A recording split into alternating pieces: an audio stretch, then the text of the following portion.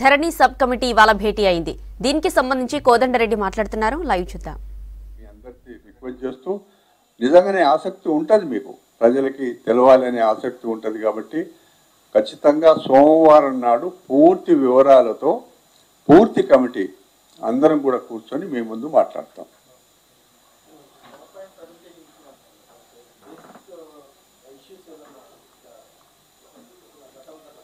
చాలా ఉన్నాయి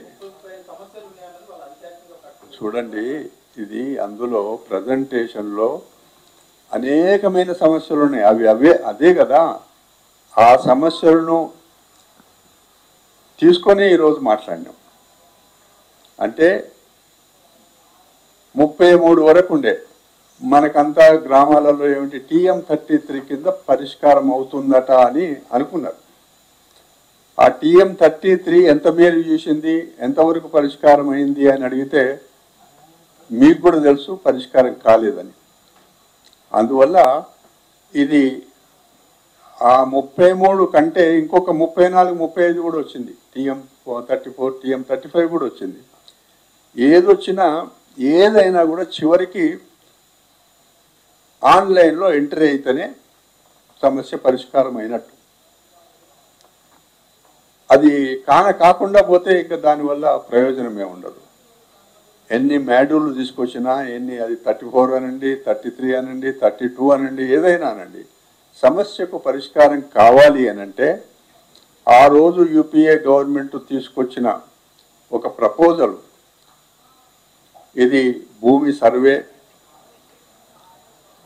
తర్వాత భూమి హక్కు, ఇవన్నీ ఉండాలి అనంటే దేశం మొత్తం మీద సర్వే జరగాలి అనంటే ఆనాడు యూపీఏ ప్రభుత్వమే అన్ని రాష్ట్రాలకు ఆర్థిక సాయం చేసింది. కానీ నేను ఒక మాట మీ ముందు గట్టిగా చెప్పగలుగుతా, మొత్తం భారతదేశంలో అన్ని రాష్ట్రాలలో ఆనాడు యూపీఏ ప్రభుత్వం ఏదైతే ప్రపోజల్ పెట్టిందో అవన్నీ అన్ని రాష్ట్రాలు కూడా ఇంక్లూడింగ్ గుజరాత్, ఆంధ్రప్రదేశ్, కర్ణాటక, కమ్యూనిస్టు పరిపాలన ఉన్న కేరళలో కూడా అన్ని చేసిండ్రు. కానీ ఇక్కడనే చేయలేదు.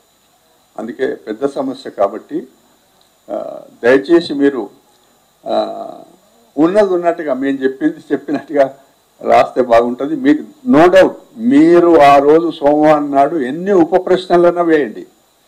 నిష్ణాతులు ఆ రోజు నేను కానీ, రేమండ్ పీటర్ గారు కానీ, సునీల్ గారు కానీ, ఇంకా కమిటీలో ఉన్న అందరు కూడా ప్రతి మీ అనుమానానికి అందరూ కూడా సమాధానం చెప్తారు. అప్పటి వరకు దయచేసి ఇంకెన్నో రోజులు లేదు. ఇవాళ బుధవారం, సోమవారం నాడు CCLలో కలుసుకుందాం.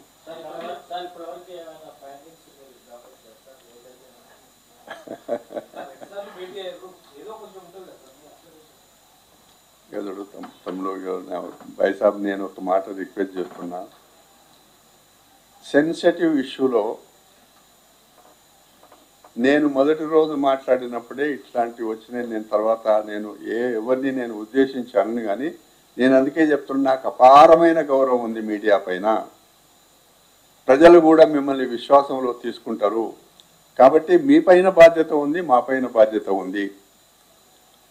కాబట్టి సోమవారం వరకు దయచేసి వెయిట్ చేయండి. ఫుల్ కమిటీ వస్తే మీ పత్రికలు కానీ మీ ఎలక్ట్రానిక్ మీడియాకు కానీ ప్రజలకి ఒక మంచి సందేశం కాదు, న్యాయం జరిగే విధంగా ఉంటుందని అంతవరకే చెప్పగలుగుతా. కానీ ఇవన్నీ మిగతా విషయాలు దయచేసి సోమవారం వరకు మీ కడుపులో పెట్టుకోండి.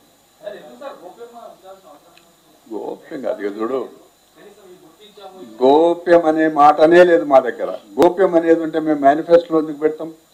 గోప్యం అనేది ఉంటే ముఖ్యమంత్రి గారు ఎందుకు ఇంత సీరియస్గా సెక్రటరియట్లో మీటింగ్ పెడతారు?